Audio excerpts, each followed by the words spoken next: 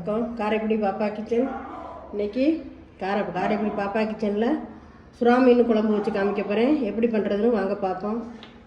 இப்போ மீன் குழம்புக்கு என்னென்ன பொருள்கள் இருக்குதுன்னு பார்த்துக்குறோம் வாங்க. இந்த மாதிரி ஒரு 20 சின்ன வெங்காயம் எடுத்திருக்கேன், 10 பல்லு பூண்டு,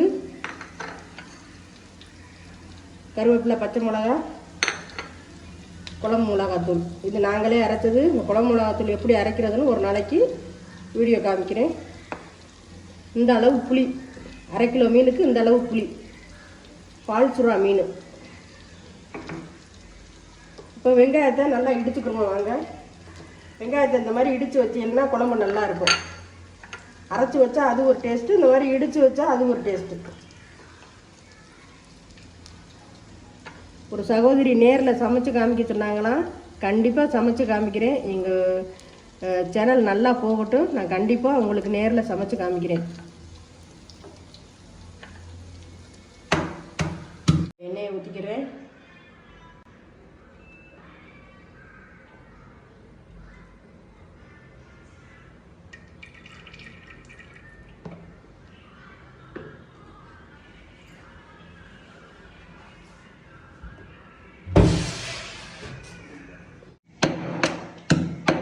இந்த மாதிரி பூண்டு எல்லாம் போட்டு நல்லா இடிச்சுக்கோங்க.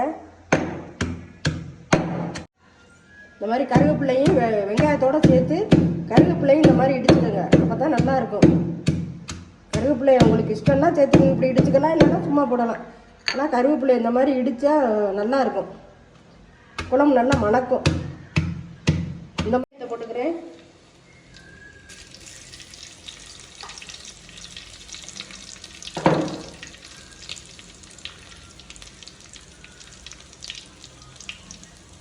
வெந்தயம் நல்லா வெடிக்கட்டும்.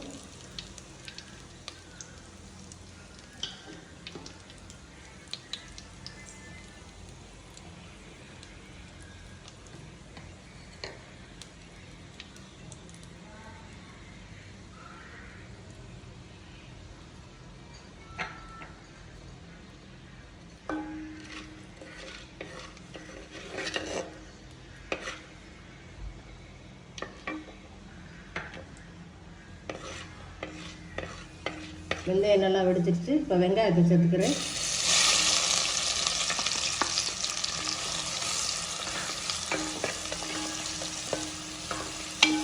வெங்காயம் நல்லா வதங்கட்டும். உப்பு போட்டு நல்லா வெங்காயம் வதங்கினதுக்கு அப்புறம் தான் தக்காளி போடணும்.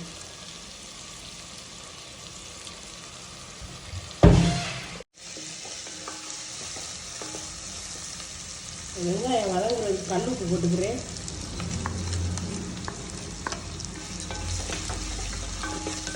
வெங்காயம் வெள்ளைப்பூடு ரெண்டும் நல்லா வதங்கி வரட்டும்.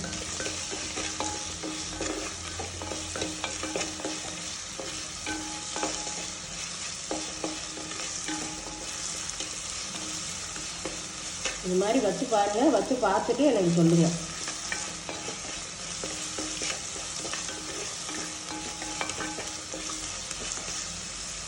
இன்னும் எங்கள் ஊர் காரைக்குடி ஸ்பெஷல் நிறையா இருக்குது. ஒன்று ஒன்றா செஞ்சு காமிக்கிறேன்.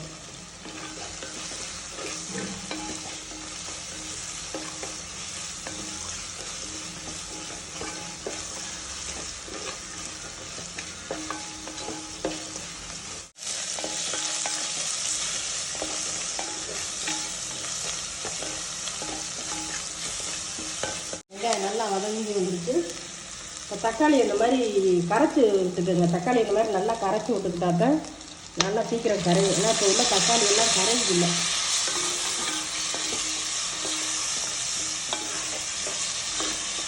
தக்காளி நல்லா வதங்கி வரட்டும். கொஞ்சம் நேரம் மூடி வைப்போம்.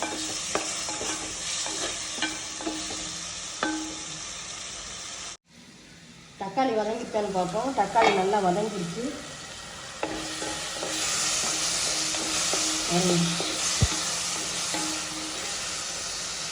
தக்காளி நல்லா வதங்கிடுச்சு. இப்போ புளித்தண்ணியை சேர்த்துக்குவோம்.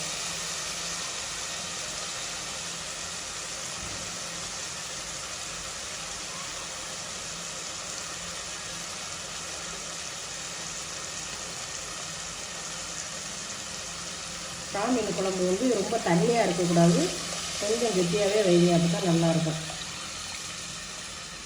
இந்த மீன் சின்ன பிள்ளைய நல்லா விரும்பி சாப்பிடுவோம். ஏன்னா முள்ளே இருக்காது. அதனால் சின்ன பிள்ளைகளுக்கு வாங்கினீங்கன்னா இந்த மாதிரி சுறா மீன் வாங்கி குழம்பு வைங்க. சுறா திருக்க தான் குழந்தைங்களுக்கு ரொம்ப நல்லது.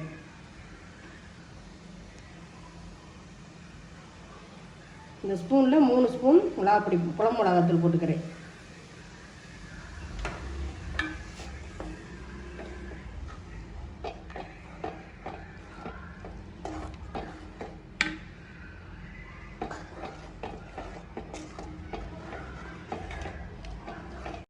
இப்போ குழம்பு நல்லா கொதிச்சிருச்சு, வாங்க பார்ப்போம்.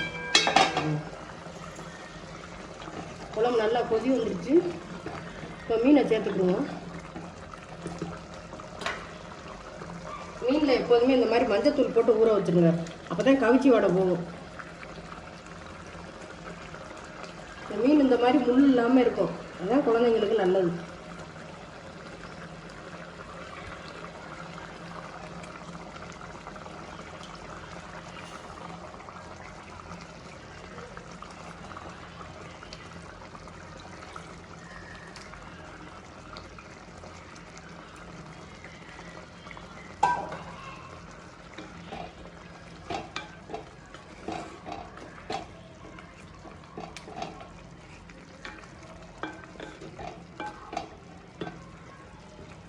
மீன் நல்லா வேகட்டும், மூடி வச்சுருவோம்.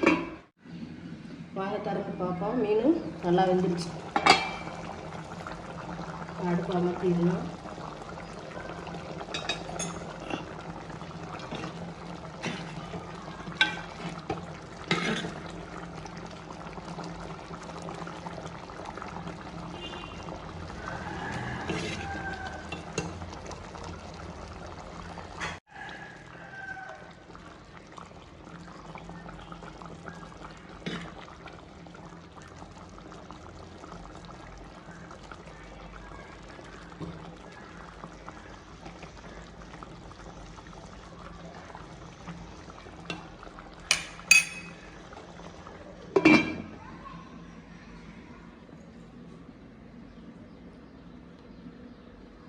இப்போ சுறா மீன் குழம்பு ரெடி ஆயிடுச்சு. எல்லோரும் வாங்க சாப்பிட்லாம். வணக்கம்.